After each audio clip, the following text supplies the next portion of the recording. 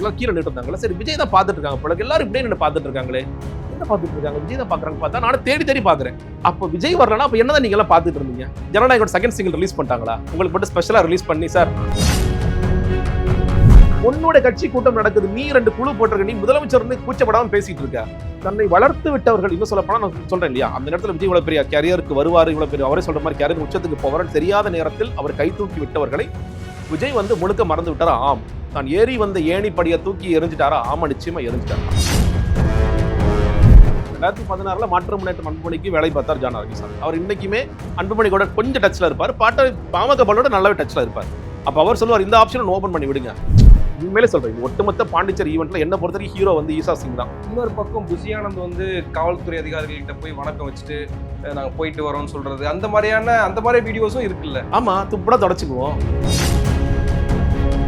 6 மாசம் கழிச்சு செங்கோட்டையன், நாஞ்சில் சம்பத், இனிமேல் யாராவது சேர போறவங்க எல்லாரும் வந்து தேர்தல் முடிந்தவுடன் இதே நாஞ்சில் சம்பத் சொல்றாரு பாருங்க, விஜய் போன்ற ஒரு தற்குறி நான் பார்த்ததில்லை நான் சொல்றேன்.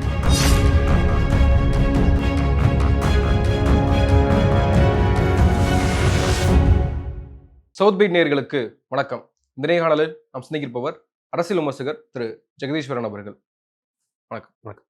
விஜயினுடைய முன்னாள் மேலாளர் PT செல்வகுமார் வந்து திமுகல இணைந்திருக்காரு. அவர் பல குற்றச்சாட்டுகளை விஜயின் மீதல்ல, விஜயை சுற்றி இருக்கக்கூடிய ஆட்கள் மீது முன்வைக்கிறாரு. விஜயை சுற்றி சகுனிகள் இருக்காங்க, புதிய வரவுகள் வந்ததால எங்களெல்லாம் பின்னுக்கு தள்ளிட்டாங்க, விஜயினுடைய அப்பா SCACக்கே அங்க முக்கியத்துவம் இல்லாத போது என்னை மாதிரியான ஆட்களுக்கு எப்படி முக்கியத்துவம் இருக்கும் அப்படின்றாரு. இன்னொன்று விமர்சனமாகவும், விஜய் வந்து ஒரு நிலவு போல, அவர் வந்து கீழே இறங்கி வரமாட்டாரு, ஒரு நட்சத்திரம் போல அங்கதான் இருப்பாரு, எப்படி நிலவு மறைந்து விடுமோ அது போல விஜயும் மறைந்து விடுவார் அப்படின்னு சொல்லியிருக்காரு. எப்படி பார்க்குறீங்க அவருடைய விமர்சனங்கள்? PT செல்வகுமார் மட்டும் கிடையாது, விஜய் கூட ரொம்ப ஆரம்ப காலத்தில், நான் சொல்றது முதல் படம் 2வது படம், நான் வந்து வேற சில நிகழ்ச்சிகளுக்காக தாவேக்கல்ல சேர்ந்த பின்பு அந்த ஊர்களுக்கெல்லாம் போகும் பொழுது அவங்க வந்து இந்த ஹோட்டல், நான் தங்கியிருந்த ஒரு ஹோட்டல், அந்த ஹோட்டலில் தான் விஜய் வந்து என்ன படம், நிலாவேவாவா ஏதோ ஒரு படத்திற்காக அங்கே தங்கியிருந்தாரு. அந்த காலத்துலலாம் நாங்களாம் எப்படி பழகணும்னு சொல்ல நிறைய பேர் ஷேர் பண்ணிட்டாங்க. ரொம்ப ரொம்ப பழைய ஆட்கள், அதாவது அவங்க அப்பா காலத்து ஆட்கள் வச்சுக்கோங்களேன். ஆரம்ப காலத்திலிருந்து முதல் படத்திலிருந்து விஜய் வந்து இவ்வளவு பெரிய உச்ச நட்சத்திரமா ஆவாரு அப்படின்னு தெரியாத போதே விஜய்க்காக நீங்க வந்து ஒரு ரசிகர் மன்றம் ஆரம்பித்து நீங்க நலத்திட்ட உதவிகள் போன்ற செய்கிற விஷயங்கள்லாம் செஞ்சுட்டு இருக்கு அன்னையிலிருந்து இருந்த ஆட்கள். இந்த ஆட்கள் தான் முதல்ல வந்து இருந்தாங்க. அவங்க அப்பா தான் முதல்ல அந்த மன்றத்துடைய, இன்னும் சொல்லப்போனா ரசிகர் மன்றத்துடைய, அப்புறம் மக்கள் இதாக மாறும் பொழுதுலாம் அவர் தான் உருவாக்குறார். இன்னும் சொல்லப்போனா இன்னைக்கு தமிழக வெற்றி கழகம்னு ஒன்று இருக்குன்னா அதுக்கு விதை போட்டவர் எஸ். சந்திரசேகர் அவர்கள் தான். ரசிகர் மன்றமா இருக்கு, ரசிகர் மன்றத்தை வந்து மக்கள் மன்றமா மாத்துற விஜய் மக்கள் இயக்கமா மாத்துறாரு. மக்கள் இயக்கமா மாத்திய பிறகுதான் அவர் அப்பயும் வந்து அவர் தான் பொதுச் செயலாளராக இருக்காரு, தலைவராக இருக்காரு. அதற்கு பிறகுதான் புஷி ஆனந்தோடைய வருகை வருது. புஷி ஆனந்தோட வருகை வரும்பொழுது பழைய ஆட்கள் தான் வந்து தலைவராக, செயலாளர்களாக பழைய ஆட்கள் தான் இருந்துட்டு இருக்காங்க. இன்னைக்கு அந்த அந்த புஷி ஆனந்த் வந்த பிறகு என்ன, எல்லா காட்சிகளும் மாறுது. ஒட்டுமொத்தமாக அவர்கள் எல்லாம் ஓரம் கொட்டப்படுகிறார்கள். நான் இன்னொன்று சொல்றேன் கேளுங்களேன். இப்போ விஜய் அந்த மக்கள் இயக்கத்தோட கொடி பார்த்திருப்பீங்க இல்லையா, இந்த உன்னால் முடியும் விஜய் போட்டிருப்பார்ல, அந்த மக்கள் இயக்கத்தோட கொடி முதலாக ஏற்றப்பட்ட ஊர் புதுக்கோட்டை. இன்னைக்கு அந்த கொடியை முதல்ல ஏத்துனவர் எங்க இருக்காருன்னு கூட யாருக்கும் தெரியாது. அவர் ஓரம் கட்டப்பட்டு விட்டார். ஏன்னா இன்னைக்கு புதுக்கோட்டை இருக்கிற மாவட்ட செயலாளருக்கும் இன்னைக்கு இருக்கின்ற மக்கள் மன்றத்திற்கோ மக்கள் இயக்கத்திற்கோ கட்சிக்கோ எந்த சம்பந்தம் கிடையாது. நீ பர்வேஸ் ஒருத்தர் இருக்காருன்னா ரொம்ப லேட்டஸ்ட் அடிஷன் தான். இதே மாதிரி ஒவ்வொரு ஊர்களையும் புஷி ஆனந்த் என்ன பண்ணா, தனக்கு யாரெல்லாம் சரியா வருவாங்களோ அவங்கள மட்டும், இல்ல சொல்ல இப்படி சொல்லாமே, எனக்கு யாரெல்லாம் அடிமையா இருக்கீங்களோ நீங்க மட்டும் தான் இருக்கலாம், மத்த எல்லாத்தையும் காலி பண்ணார். இன்னொன்னு அவர் இருக்கு PT செல்வகுமார் சொல்றாருல்ல, அதாவது தாவேக்கால விஜய் ரசிகர்களுக்கு முக்கியத்துவம் இல்லைன்னு ஒன்று சொல்றாரு. அது அப்படிதான் பார்க்கணுமா? இல்ல அதான் சொல்றேன் இல்லையா, நீங்க இன்னைக்கு மாவட்ட செயலராக இருக்காங்க இல்லையா, இந்த மாவட்ட செயலாளர்கள்லாம் இப்போ புஷி ஆனந்த் கூட 20 வருஷமா போஸ்டர் ஓட்டுறாங்க, 20 வருஷமா அந்த ஆட்கள் ரொம்ப மினிமமான ஆட்கள் தான் நான் சொல்லி சொல்றேன். இன்னைக்கு மாவட்ட செயலராக பொறுப்பு வகிப்பவர்கள் எல்லாருமே 20 வருஷமா 25 வருஷமா போஸ்டர் ஒட்டி, சைக்கிள் ஒட்டி, பேனர் வச்சவங்களா இருக்காங்க. அவங்களும் இருக்கிறாங்க அப்பா காலத்து ஆட்கள். இன்னும் சொல்ல போனா அப்பாவுக்கு தெரிந்த, அப்பா நேரடியாக அவர் ஃபோன் பண்ணாருன்னா அவருக்கு தெரிந்த ஆட்கள். ஆனால் அவங்கள பல பேர் ஓரம் கட்டப்பட்டு விட்டு இது வந்து புதிய ஆட்கள் எல்லாமே புஷி ஆனந்தோட ஆட்களாக நிர்வாகிகளாக இருக்காங்க. அதனால பல நேரங்களில் பேட்டிகளை சொல்லியிருக்கேன். இன்னைக்கு விஜய்க்கு தன்னுடைய மாவட்ட செயலாளர்கள் 114 பேர், மொத்தம் 120ல 114 பேர்ல விஜய்க்கு எத்தனை பேரை தெரியும் கேட்டீங்கன்னா பல பேர் தெரியாது. ஏன்னா இதெல்லாமே புஷி ஆனந்தால கொண்டு வந்து நியமிக்கப்பட்ட ஆட்கள். சில பேர் தெரியும். இப்போ நீங்க ECR சரவணன், இந்த மதுரையில் விஜய் அன்பன்லாம் தெரியும், லேட்டஸ்டா வந்தவங்க, அவங்களாம் ரொம்ப பழைய ஆட்களும் கிடையாது. ரொம்ப பழைய ஆட்கள்னு பார்த்தீங்கன்னா தேனியில் இருக்கார்ல லெஃப்ட் பாண்டி, அவர் ஒரு பழைய ஆளா இருப்பாரு. ரொம்ப பழைய ஆட்களுக்கு ரொம்ப மினிமமான ஆட்கள் தான். இந்த 2014, 15 அந்த நேரங்கள்லயே நீங்க புஷி ஆனந்த் வந்த பிறகு என்ன பண்றாங்கன்னா இவங்க எல்லாத்தையுமே காலி பண்றாங்க. இன்னொன்னு சொல்றேன், விஜயோடைய அப்பா வந்து அந்த பழைய ஆட்களுக்கு சென்னையில வீடே கொடுத்திருக்காரு.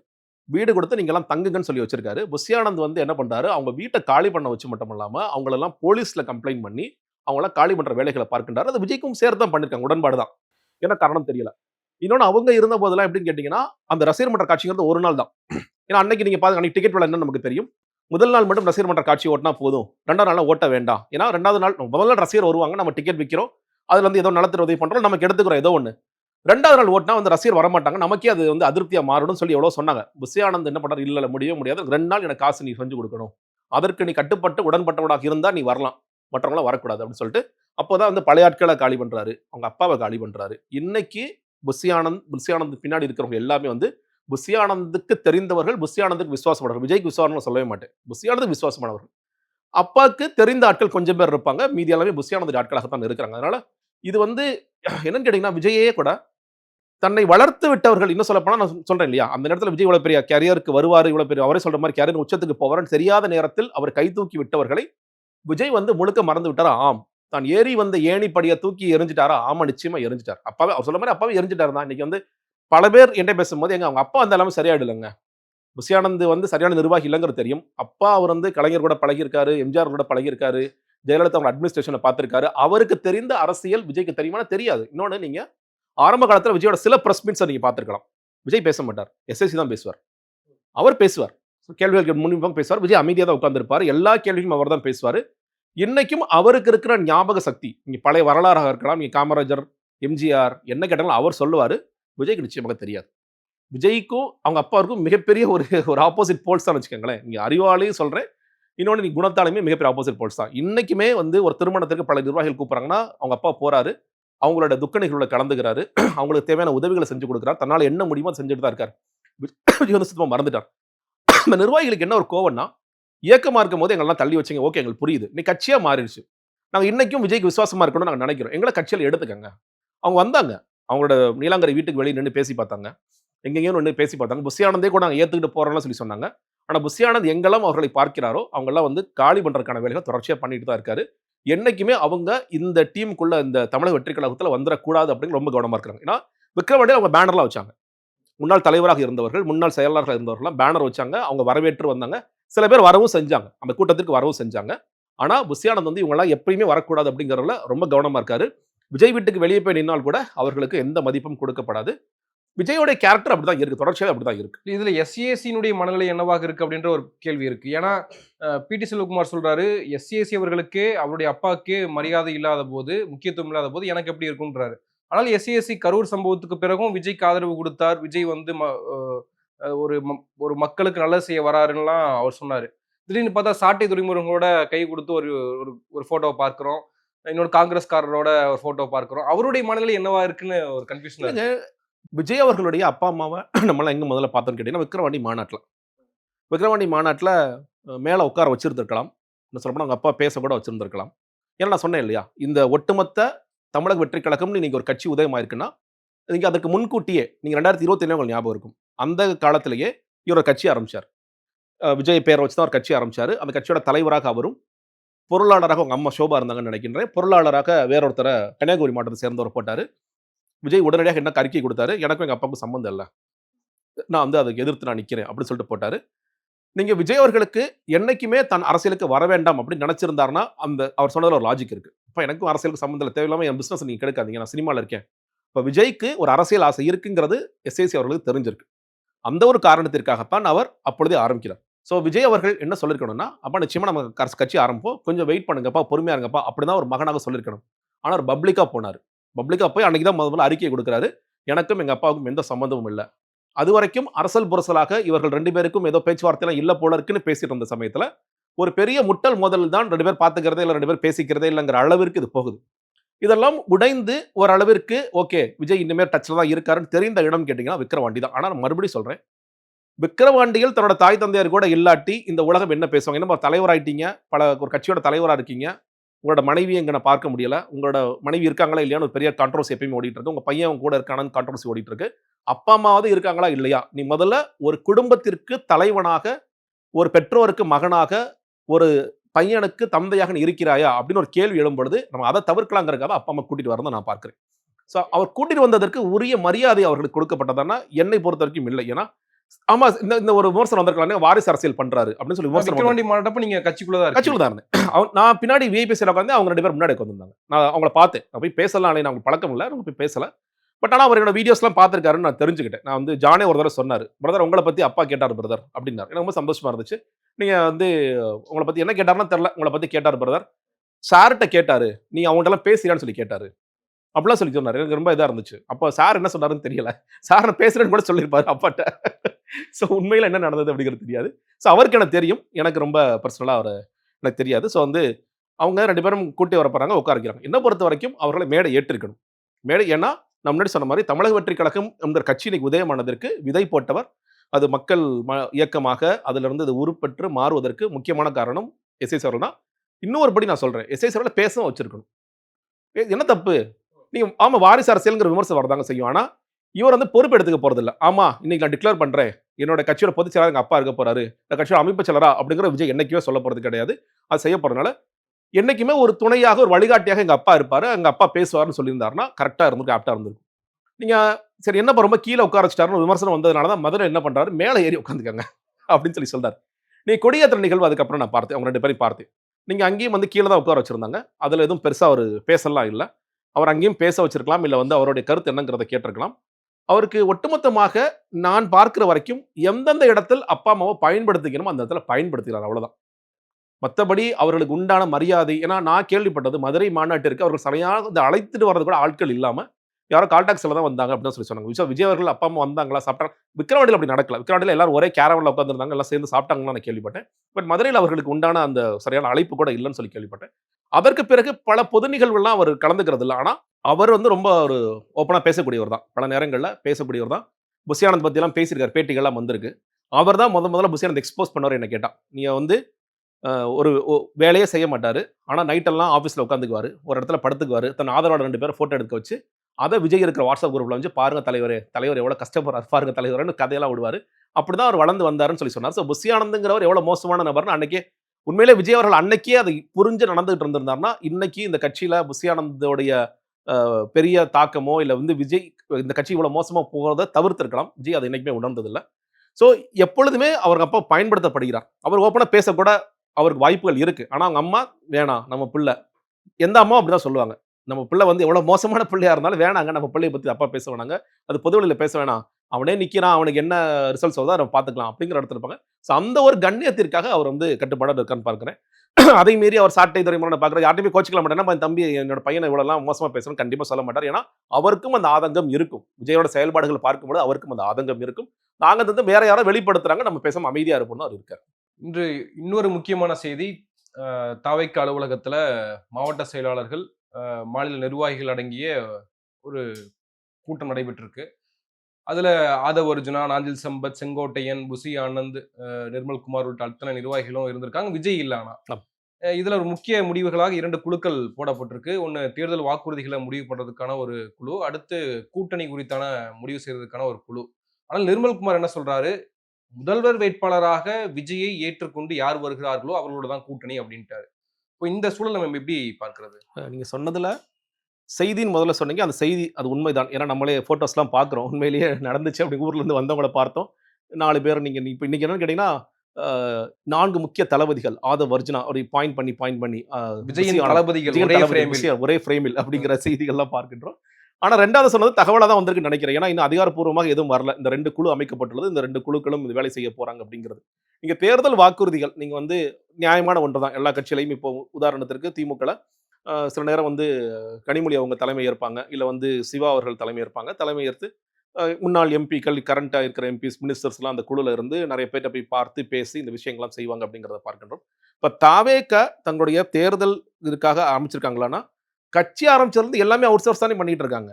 நீங்க கொள்கை தலைவர்கள், கட்சிகள தலைவர் என்ன பேசணும், இன்னைக்கு பாண்டிச்சேரியில போய் என்ன பேசணும், அது பேசுற கன்டென்ட் சரியா, தப்பா, ஃபேக்ட் செக் பண்றோமா, ஃபேக்ட் செக் பண்ணலையா, இந்த கட்சியே அவுட் சோர்ஸ்டு பார்ட்டி தான். எல்லாமே அவுட் சோர்ஸ் ஆட்கள் தான். அதனால இதுல வந்து பெரிய ஆச்சரியம் இல்ல. இதுக்கும் 4 பேர் ஆள பிடிச்சு ஜான் ஆரோக்கியசாமி வந்து இது மாரி ஒண்ணு பண்ணுங்கப்பா. என்ன பண்ணணும் சார்? ஊரா போய் ஒவ்வொரு செக்டார் கேட்கணும். அதெல்லாம் கிடையாது. திமுகவோட தேர்தல் அறிக்கை எடுங்க. அதிமுகவோட தேர்தல் அறிக்கை எடுங்க. பாஜக எடுங்க. காங்கிரஸ் எடுங்க. வேற மாநிலங்கள் கூட தொட்டுக்கங்க, ஒன்றும் பிரச்சனை இல்லை. இந்த எல்லா தேர்தல் அறிக்கையில உட்காந்து படிங்க. ஒரு 3 வருஷத்துக்கு எடுத்துக்கங்க. 3 டேர்ம் பாராளுமன்றம், சட்டமன்றம் 4 எடுத்துக்கங்க. திமுக வந்து மாவட்டம் தோறும் கூட சில விஷயங்கள சொல்லியிருப்பாங்க. எல்லாத்தையும் எடுத்து ஒண்ணா ஒரு மிக்ஸியில போட்டு, அத முடிஞ்ச அளவுக்கு அரைச்சு என்ட்ட குடுங்க. அதுதான் பண்ண போறாங்க. இவங்க வந்து ஒவ்வொரு துறை ரீதியா இப்ப கேட்க போறாங்க. ஏன்னா, விஜய் அவர்கள் முதல்ல பேசும்பொழுது சாத்தியப்படுத்த முடிந்த ஒன்றை சாத்தியப்படுத்துவோம்னு சொல்லிட்டார். அது 1. பைக்கு, அதான் அதான் அதுக்கு வர்றேன். அது சொன்னார் இல்லையா? அது எங்கிருந்து வந்தது?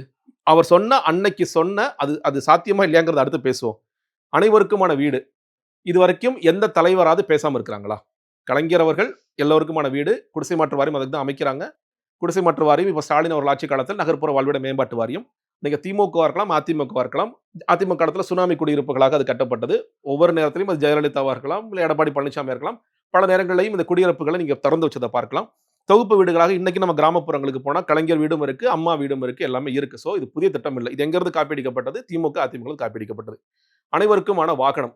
ஜெயலலிதா வந்து அனைவருக்கும் அம்மா ஸ்கூட்டர் சொன்னாங்க. ஆனா ஜெயலலிதாவே அத பின்பற்றல. அவங்களால முடியல. ஐயோ! இது என்னடா நம்ம ஏதோ சும்மா ஆரம்பிச்சு விட்டோம்.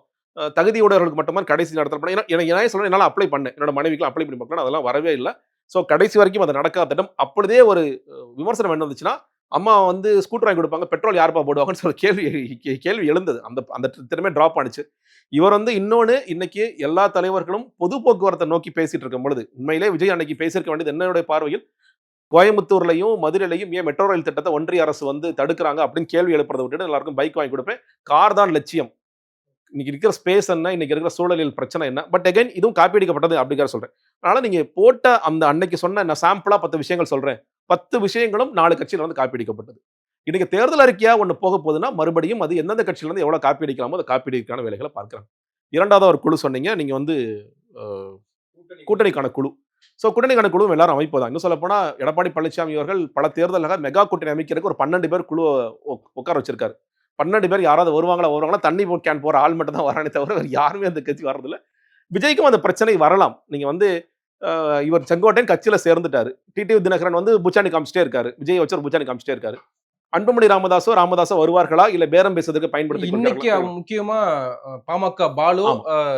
அன்புமணி தரப்புல இருந்து அவர் போய் கூப்பிட்டிருக்காரு. தங்களுடைய ஆர்ப்பாட்டத்துல 17ஆம் தேதி வந்து கலந்துக்குங்க. சாதிவாரி கணக்கெடுப்பு நடத்தணும் அப்படின்றது. இதுல அப்ப தாவேக்கா ஒரு முக்கியத்துவம் பெறுதுல்ல? இல்லங்க. நீங்க இந்த வேலைய ஜான் ஆரோக்கியசாமி செய்றாரு. 2016ல மாற்று முன்னேற்றம் அன்புமணிக்கு வேலை பார்த்தார் ஜான் ஆரோக்கியசாமி. அவர் இன்னைக்குமே அன்புமணி கூட கொஞ்சம் டச்ல இருப்பாரு. பாமக பாலோட நல்லாவே டச்ல இருப்பார். அப்ப அவர் சொல்லுவார், இந்த ஆப்ஷன் ஓப்பன் பண்ணி விடுங்க. எங்களுக்கு யூஸ் ஆகுதா இல்லையா? உங்களுக்கு பேரம் பேசுறதுக்கு யூஸ் ஆகும். ஏன்னா ஏற்கனவே அப்பா சண்டை போயிட்டு இருக்கு. நாளைக்கு எடப்பாடி என்ன சொல்லுவாரு? ஒண்ணா சேர்ந்து வந்தீங்கன்னா தான்ப்பா உங்களுக்கு இத்தன சீட்டு குடுக்க முடியும். நீங்க சும்மா எதுவுமே வராம நீங்க வந்து 7 சீட்டு குடு, 8 சீட்டு குடு, நீங்க 14 சீட்டு குடுனா குடுக்க முடியாது. அப்போ 2 பேரும் சேர்ந்து வாங்க. இல்ல தனியா வந்தீங்கன்னா உங்களுக்கு நான் அப்பாக்கு தனியா சீட் ஒதுக்கிறோம். இல்ல அப்பா எங்க போறான்னு பார்த்துக்கலாம். தம்பி நீங்க மட்டும் வாங்கன்னு சொல்லிடுவார்.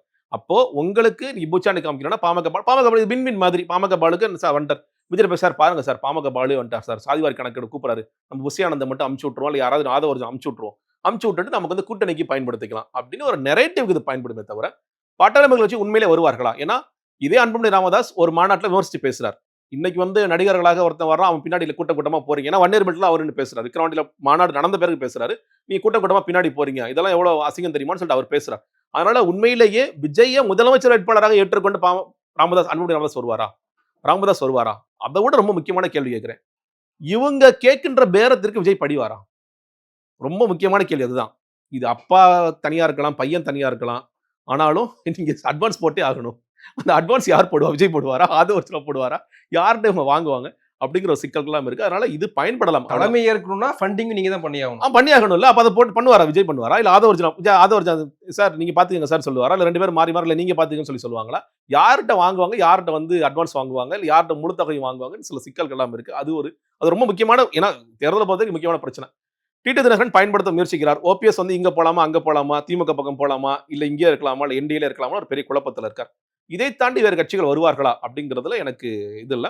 இன்னைக்கு வரைக்குமே அதிமுக வந்து நம்மள கூப்பிடுவாங்களா? இல்ல அதிமுக வருவாங்களா? அதற்கான வாய்ப்புகளே கிடையாது. பாஜக, அதிமுகங்கிற கூட்டணி மட்டும் தான் இருக்க போகின்றது. அதனால தான் விஜய் சில இடங்கள்ல அதிமுக விமர்சிச்சு பேச ஆரம்பிச்சோன அந்த கரூர் சம்பவம் நடந்து அது முடிஞ்சிருச்சு. வேறு யாரும் பெரிய கட்சிகள் வரக்கூடிய வாய்ப்புகள் இல்லை. இன்னொன்னு ஒருவேளை விஜய்க்கு வர்றாங்க. நீங்க வந்து இப்போ பாமக வர்றாங்க. என்ன ஆயிடும்? இந்த போட்டி என்பது 2ஆம் இடத்திற்கும் 3ஆம் இடத்திற்கும் இன்னும் ஷார்ப்பா மாறும். அவ்வளவுதான். இதனால விஜயோட ஒரு சூப்பர் ஸ்பாயிலரா மாறப் போறாரு. இது திமுகவுக்கு பெரிய பிளஸ்ஸா மாறப்போகுது. இந்த இடத்துல தினகரன் என்ன பிளான் பண்ண நம்மளும் அதுல போலாம். நம்ம எடப்பாடி வீழ்த்துறதுக்கு நல்ல டைம் இது. எடப்பாடி கீழ தள்ளி விடுவோம். நம்ம 2வது இடத்துக்கு போவோம். இப்ப போய் நம்ம அதிமுக தொண்டர்கள்ட்ட பேசுவோம். பாருங்க இதான் நாங்க சொன்னோம். எடப்பாடி விழுந்துட்டார்ல. இல்ல உள்ள இருக்கிற வேற யாராவது உசுப்பேத்தி நீங்க பொதுச் செயலர் ஆகுங்க. நாங்கலாம் சேர்ந்துக்கிறோம் உங்க பின்னாடி. ஏதாவது ஒண்ணு நடக்கும். என்ன பொறுத்தவரைக்கும் செங்கோட்டையனோ, இல்ல மற்றவர்களோ இங்க வந்து தாவேக்காக்கு வர்றவங்களே கூட டெம்பரரி பொசிஷன்ஸ் தான் நான் பார்க்கிறேன். போற இடத்துல ஒரு ஒரு ஸ்டாப் ஓவர் மாதிரி இது. ஒரு லே ஓவர் மாதிரி. அதற்கு பிறகு நம்ம அங்க போய்க்கலாம். ஏன்னா இன்னைக்கும் செங்கோட்டை ரொம்ப கவனமா என்ன பண்றாரு? எம்ஜிஆர் படத்தையும், ஜெயலலிதா படத்தையும் வச்சுட்டு தான் வராரு. இன்னைக்கும் பாக்கெட்ல விஜய் படத்த வைக்கல. அவர் புஷி ஆனந்த் படத்த வைக்க மாட்டாரு. விஜய் படத்த வைக்கல. இன்னைக்கும் ஜெயலலிதா படத்த வச்சிருக்காரு. அப்போ ஒரு லே ஓவர் ஒண்ணு பண்ணியிருக்காம அந்த ஃப்ளைட்ட கொஞ்சம் நிப்பாட்டியிருக்கேன். அதுக்கப்புறம் நான் இங்க போயிடுவேங்கிறத அவரும் சொல்லாம சொல்றாரு. அதுக்கு தான் சொல்றோம். இந்த மாரி நபர்கள சேர்க்கும் பொழுது துண்டு போடுறதுக்கு இல்லப்பா நீங்க கிண்டல் பண்ணுவாங்கப்பான்னு சொல்றாருன்னா, அவருடைய நோக்கம் என்ன? இன்டென்ஷன் அப்படிங்கிறது ஒண்ணு. சோ இந்த 2 குழுவும் எவ்வளவு தூரம் டேக் ஆஃப் ஆகும் அப்படிங்கிற ஒரு கேள்வி. ஆனா தளபதின்னு சொல்லிட்டாரே செங்கோட்டையன். ஆப்வியஸ்லி சொல்லுவாருங்க. என்ன நீங்க இவ்வளவு பெரிய கூட்டம் வருது, அந்த கூட்டத்த பார்க்கிறாரு. நீங்க இந்த தேர்தல் நீங்க தாவேக்கால தான் நின்னு ஆகணும். நீங்க தளபதின்னு சொல்லாம நீங்க அந்த மாவட்ட செயலாளரோ, மற்றவர்களோ வேலை செய்வாங்களா? நீங்க புஷி ஆனந்த் ஏற்கனவே புஷி ஆனந்த் ஓகே சொன்னா தான் வேலை செய்வாங்க. அத தாண்டி சொல்ல மாட்டேன்னு அவர் மறுத்தாருன்னா எப்படி வேலை செய்வாங்க? இந்த கூட்டம் அவருக்கு வராது. சிக்கல் இருக்கு. கோபிச்செட்டிப்பாளையத்துல செங்கோட்டையனுக்கு இருக்கிற கூட்டம், இந்த தாவேக்கோட கூட்டம். இந்த 2 கூட்டம் சேர்ந்தா தான் அவர் டெபாசிட் வாங்குவார் நான் சொல்றேன். ஜெயிக்கலாம் மாட்டார். டெபாசிட் வாங்குறதுக்கு இந்த கூட்டம் தேவைப்படுற ஒன்று. சோ அதற்கு அனுப்பணும். இதுல நீங்க சொன்னதுல ரொம்ப முக்கியமான விஷயம் என்ன கேட்டீங்கன்னா, விஜய் இந்த கூட்டத்துக்கு வரல. உண்மையிலே விஜய் என்னதாங்க பண்றாரு? எனக்கு ரொம்ப ரொம்ப ஆச்சரியமா இருக்கிற விஷயம். ஒரு மனுஷனால வீட்டுக்குள்ள உட்கார்ந்து என்னதான் பண்ண முடியும்? இப்ப நம்மளால வந்து வீட்டுக்குள்ள உட்கார்ந்து அப்படியே மோட்டோ எடுத்து பார்த்துட்டு பார்க்க முடியாது. 2 முக்கியமான குழுக்கள போட்டிருக்காங்க. அது தேர்தலுக்கான குழுக்களா இருக்கு. ஆமா. அப்படின்றப்போ தலைவர் அந்த இடத்துல இருக்கணும்ன்றது ஒரு பெரிய விஷயமா தான் பார்க்கப்படுது. கண்டிப்பா நான் உண்மையிலேயே அந்த போட்டோ பார்த்தேன் இல்லையா? எல்லாரும் கீழ நின்னுட்டு இருந்தாங்கல்ல. சரி விஜய் தான் பார்த்துட்டு இருக்காங்க போல. எல்லாரும் இப்படியே நின்னு பார்த்துட்டு இருக்காங்களே. என்ன பார்த்துட்டு இருக்காங்க? விஜய் தான் பார்க்குறாங்க பார்த்தா, நானும் தேடி தேடி பார்க்குறேன். ஒவ்வொரு நியூஸ் ஆர்டிகல்ஸ். எங்கேயுமே விஜய் காணோம். ஒருவேளை காணொளி காட்சியில விஜய் பேசிட்டு இருக்காரா? அப்பயும் காணோம். ஏன்னா காணொளி காட்சியில வந்தா போட்டோ எடுத்து விஜய் இந்த வீடியோ கான்ஃபரன்ஸில் கலந்து கொண்டார். அவர் ரொம்ப டயர்டா இருக்கு. தூங்கி தூங்கி டயர்ட் ஆயிட்டாரு. அதனால வந்து அதுவும் கலந்துக்கல. எனக்கு உண்மையிலேயே புரியல. விஜய் என்னதான் செய்றாரு? அப்ப விஜய் வரலன்னா, அப்ப என்னதான் நீங்க எல்லாம் பார்த்துட்டு இருந்தீங்க? ஜனநாயகோட செகண்ட் சிங்கிள் ரிலீஸ் பண்ணிட்டாங்களா? உங்களுக்கு மட்டும் ஸ்பெஷலா ரிலீஸ் பண்ணி, சார் ஜனநாயகன் செகண்ட் சிங்கிள் நம்ம முதல்ல இங்க ரிலீஸ் பண்றோம் சார். ஏன்னா பாவம் மாடு எல்லாம் இவ்வளவு தூரம் கஷ்டப்பட்டு வந்திருக்காங்க சார். அவங்களுக்கு ஒரு பாட்டாவது போட்டு காமிப்போம் அப்படின்னு சொல்றாங்களா? என்னதான் நீங்க பேசுறீங்க? எனக்கு புரியவே இல்ல. இதுல 4 தளபதிகளா கூட்டம் போட்டு விட்டதா, கூட்டத்தை பிரட்டி போட போதா, இனிமேல் இதுதான் வந்து பயங்கரமா செயல்பட போதா. நான் ஒண்ணு கேட்கிறேன். செங்கோட்டையன் அவர்கள் நிர்வாக குழுவோட ஒருங்கிணைப்பாளர். கரெக்ட்டா?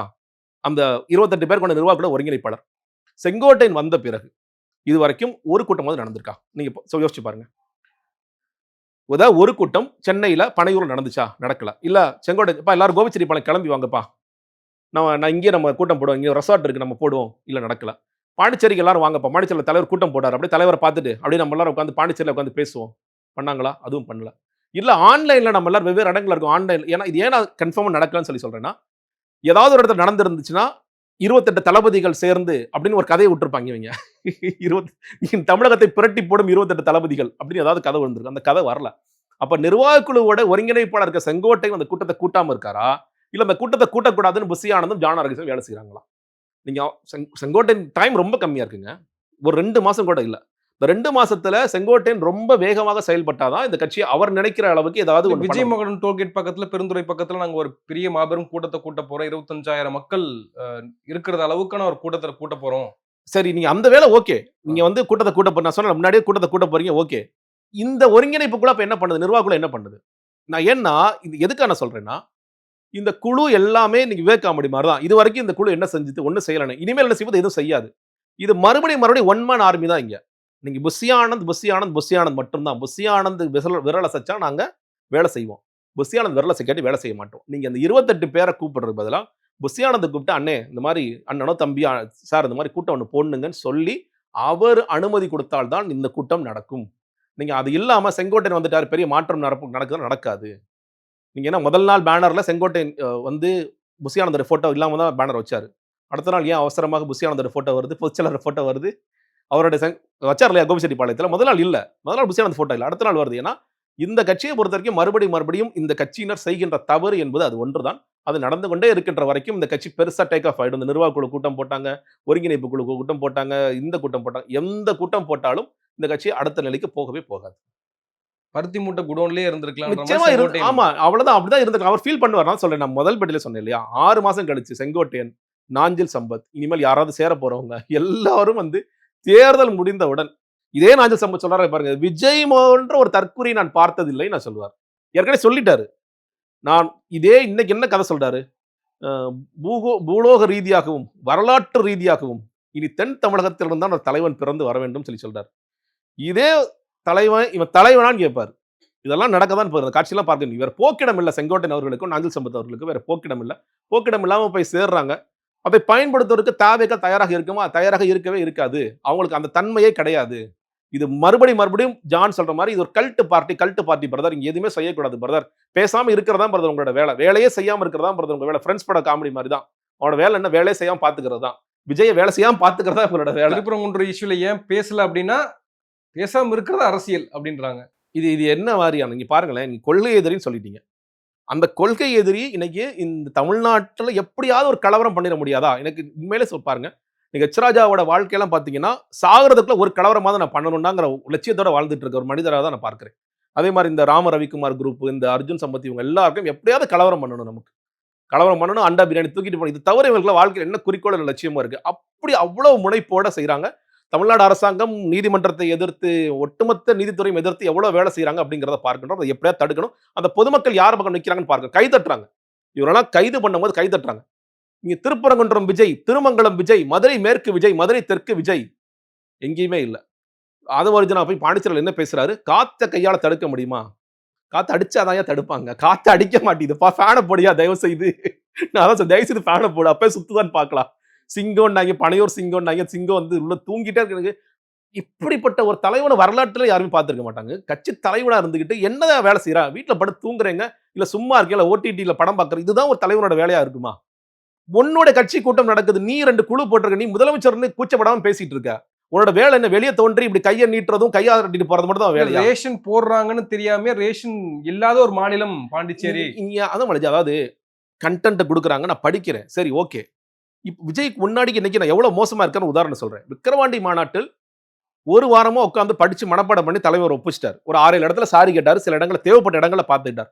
நீங்க அதுக்கப்புறம் எவ்வளவு சோம்பேறி ஆயிட்டாருன்னா, சார் இந்த பாக்கெட்ல நம்ம பிட் அடிக்கிறதுக்கு ஸ்கூலுக்கு எடுத்துட்டு போவோம்ல, சார் இந்த பாக்கெட்ல ஜியோகிராஃபி பிட், இந்த பாக்கெட்ல வந்து இந்த ஃபர்ஸ்ட் சப்ஜெக்ட் பிட், இந்த பாக்கெட்ல செகண்ட் சப்ஜெக்ட் பிட் அப்படின்னு பிட்டா எடுத்து பார்க்குறாரு.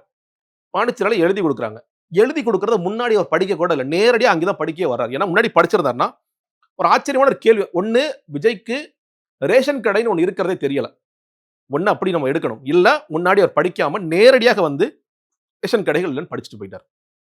நீங்க முன்னாடி படிச்சிருந்தாருன்னா, ரொம்ப சாதாரணமா ஒரு நபர்ட்ட போய், நீ தமிழ்நாட்டுல இருக்க ஒருத்தர்ட்ட போய் படிச்சு, "ஏங்க ரேஷன் கடை இல்லையாங்க? என்னங்க சொல்றீங்க? பாண்டிச்சேரியில ரேஷன் கடை இல்லையா? ஆச்சரியமா இருக்கே!"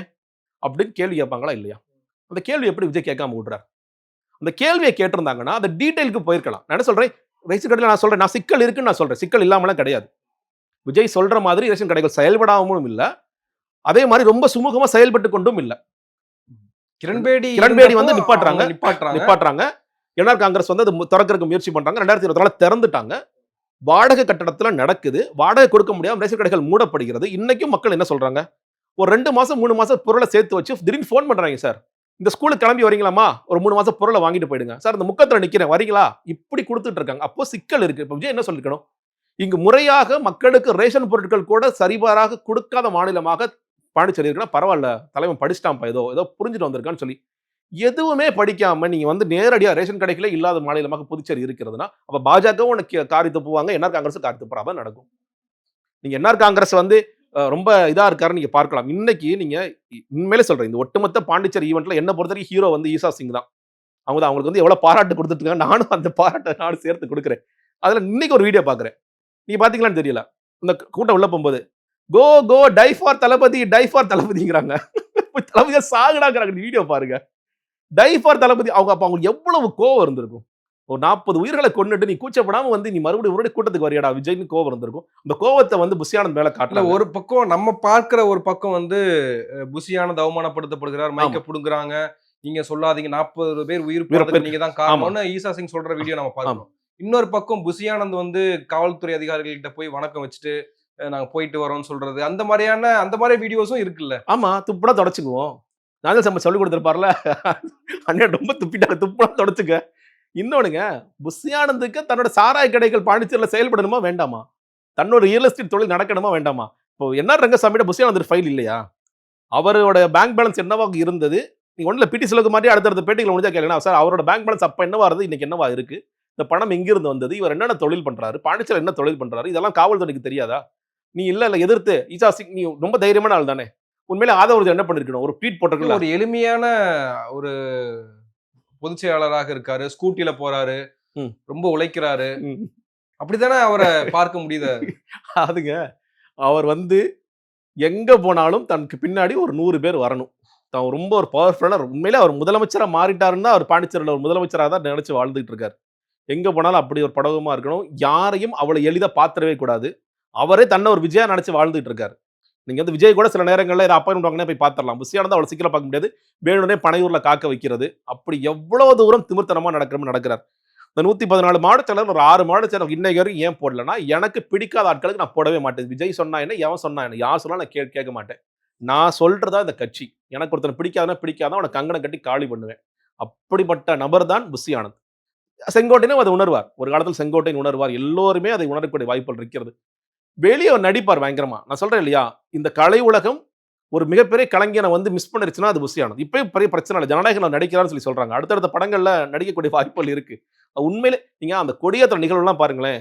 ஒரே நேரத்துல சிரிப்பாரு, அழுவாரு. நீங்க வந்து அந்த அஜித் ஒரு படத்துல பண்ணுவாரு. அத கம்பேர் பண்ணி தான் போட்டது. உண்மையிலே மிகப்பெரிய நடிகன் அவர். எல்லா விதமான நவரசங்களும் அவர் செய்யக்கூடிய நடிகர் அவர். ஸோ நீங்க வந்து அவர் ரொம்ப சிம்பிளான ஆள்லாம் சொல்லி சொல்றாங்க. ஆனா உண்மையிலே எனக்கு ரொம்ப சந்தோஷமா இருந்தது. அந்த வீடியோ இஷா சிங் அவர்கள் வீடியோ பார்க்கும் பொழுது, இப்படிதான் நீங்க நானும் விஜயோட ஒரு விஷயத்துல நான் உடன்படுறேன். அது ஒடுக்குமுறையா உங்களுக்கு தெரியல. பாராட்டுறாங்கல்ல. இல்ல நான் சொல்றேன் இல்ல, விஜயோட நானும் அதுல உடன்படுறேன். விஜய் சொல்றாருல்ல, பாண்டிச்சேரி காவல்துறையை பார்த்து தமிழ்நாடு காவல்துறை, தமிழ்நாடு அரசு கத்துக்கணுங்கிறார். நானும் சொல்றேன் கத்துக்கணும். இன்னொன்னு சொல்றேன். அடுத்த தடவை இப்போ ஈரோட்ல கூட்டம் போடுறாங்களா, ஒரு 2 நாளைக்கு ஈசா சிங்க கடன் வாங்கிட்டு வாங்க தமிழ்நாடு காவல்துறை. கொண்டு வந்து நிப்பாட்டி மட்டும் வைங்க. வேற எதுவுமே செய்ய வேண்டாம். மேடம் சும்மா நீங்க ஒரு கெஸ்ட்டா மட்டும் வாங்க மேடம். இவங்க அடங்கிருவாங்க. ஓடிருவான். புஷி ஆனந்தா ஓடி தெரிச்சு ஓடி, ஐயோ ஈசா சிங் மேடம் இருக்காங்க. அப்ப அடிச்சு அன்னைக்கே மைக்க பிடிங்கி அடிச்சிருப்பாங்க. சரி ஏதோ ஒரு இது நினைச்சு மன்னிச்சு விட்டுட்டாங்க. ஏன்னா நீங்க இதே அளவுக்கு நீங்க வந்து இன்னைக்கு செங்கோட்டையன் கூட புலம்புறாரு. எனக்கு நிறைய நெறிமுறைகள் போட்டாங்க. 32 விதிமுறைகள் போட்டாங்க. பாண்டிச்சேரியில 31 போட்டாங்கங்க. பாண்டிச்சேரி இன்னும் நீங்க கம்பேர் பண்ணவே கூடாது. முதல்ல அது ரோட் ஷோ. இது என்னது? இது பொதுக்கூட்டம். அந்த பொதுக்கூட்டத்துக்கு ஃபர்ஸ்ட் பர்மிஷன் குடுத்தாங்களா உங்களுக்கு? ரோட் ஷோக்கு பர்மிஷன் குடுத்தாங்களா? முடியவே முடியாது. இன்னைக்கு கூட என்ன செய்தி வருது? அந்த ஐஜி வந்து ரொம்ப தெளிவா சொல்லிட்டார். சார் இவன் கொன்றுவான் சார், ஆள கொன்றுவான் சார். குடுக்கவே கூடாது சார். என்ஆர் ரங்கசாமி பார்த்தாரு. என்ன நடந்துச்சு? ஒண்ணுமே நடக்கல. எங்கேயுமே பர்மிஷன் கிடைக்கல. உங்கள கேவலப்படுத்துறாங்க, அசிங்கப்படுத்துறாங்க. ஆனா விஜய் என்ன பேசுறாரு? பாண்டிச்சேரியை பார்த்து நீ அப்ப உனக்கு ஒண்ணுமே தெரியலையா? இல்ல நீங்க வந்து என்ஆர் கூட நம்ம கூட்டணி போகலாம் சார். அவர் கூட்டணிக்கு வரமாட்டாரு. ஏங்க என்ஆர் வந்து பாஜக கழட்டி விட்டு விஜய் கூட கூட்டணிக்கு வருவாரா? வரவே மாட்டார். அவர் என்னைக்கோ சொல்லிட்டார். தம்பி இது யூனியன் பிரதேசம். இது மத்திய அரசாங்கத்தை நம்பி தான் அங்க பொழப்பு தள்ள முடியும். அதனால உங்களோட இன்னொன்று இருக்குல்ல. அது வந்து பாஜக காவல்துறையை பாராட்டுவதாகவும் இருக்கும்ல. ஏன்னா அது இப்போ அது வந்து யூனியன் ஆமா. பிரதேசமாக இருக்கு. ஆப்வியஸ்லி ஆமா. பாஜக காவல்துறை பாராட்டுறதா இருக்கும். அவன் சொல்றேன் இல்லையா? இது கொள்கை எதிரி என்ன? நீங்க அரசியல் எதிரி என்ன? அதிலேயே பெரிய குழப்பம் இருக்குல்ல. நீங்க தமிழ்நாட்டுல அரசியல் எதிரி திமுக. என்ன காரணம்? இந்த நேரத்தில் அவர்கள் ஆட்சி செய்வதால் வேற எந்த காரணம் ஜான்ட்ட நான் கேட்டிருக்கேன். ஏன் அரசியல் எதிரின்னு டிக்ளேர் பண்றீங்க? ஏன் கொள்கை எதிரின்னு சொல்ல? கொள்கை கிட்டத்தட்ட ஒத்து போதில்ல பிரதர். சமூக நீதி அவங்களும் பேசுறாங்க, நம்மளும் பேசுறோம். நம்ம வந்து அவங்களோட போதாமைகள் இருக்குன்னு சொல்லி சொல்றோம். நம்ம அதை செஞ்சு கொடுப்போம், இம்ப்ளிமெண்ட் பண்றோம்னு சொல்லி நம்ம செய்றோம். பட் அரசியல் எதிரின்னு ஏன் சொல்றோம்னா, திமுக ஆட்சியில இருக்கிற அரசியல் எதிரி.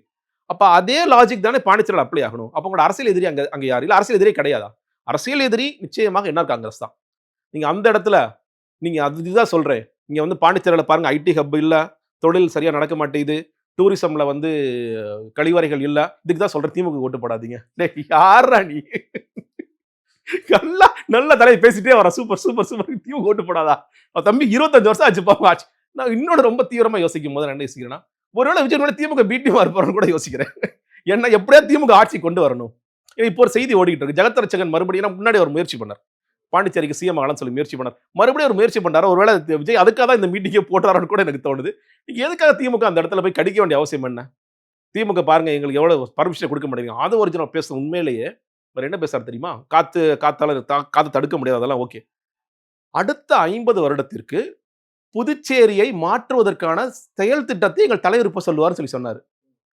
இந்த கவுண்டமணி காமெடியில அண்ணன் இப்ப 200 மொய் செய்வாருங்கிற மாதிரி அவர் விஜய் முழிக்கிறார். நான் எப்படா சொன்னேன் அதெல்லாம்? அந்த ஸ்கிரிப்ட்ல அது இல்லவே இல்லடா. உண்மையிலே ஆதவ ஒரிஜினல் அந்த மீட்டிங்ல வந்து பழிவாங்குற விஜய் பழிவாங்க நிறைய முயற்சி பண்ண நினைக்கிறேன்.